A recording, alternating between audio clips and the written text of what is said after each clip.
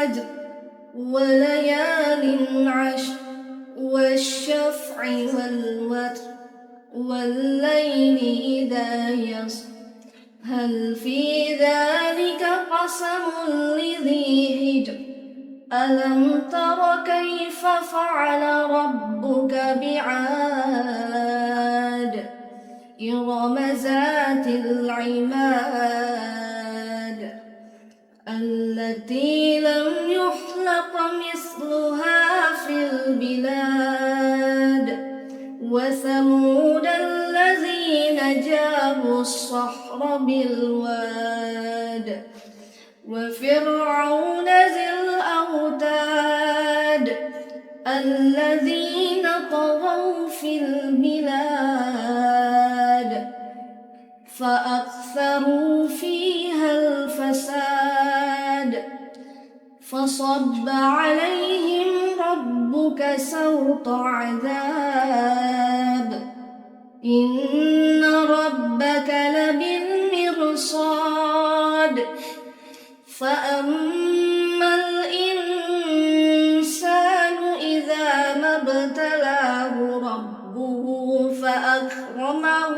ونعمه فيقول ربي أكرمن وأما إذا ما ابتلاه فقدر عليه رزقه فيقول ربي أهانن كلا بل لا تكرمون اليتيم ولا تحاضون على طعام المسكين وتأكلون التراث أكلا لما وتحبون المال حبا جما كلا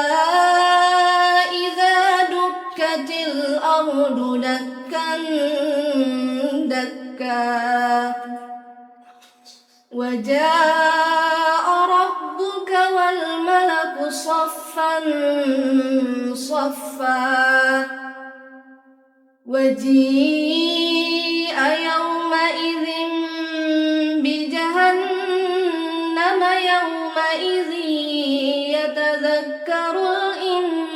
الإنسان وأنى له الذكرى يقول يا ليتني قدمت لحياتي فيومئذ لا يعذب عذابه أحد ولا يوثق وثاقه أحد يا أيتها النفس المطمئنة ارجعي إلى ربك راضية مرضية فادخلي في عبادي وادخلي جنتي صدق الله العظيم.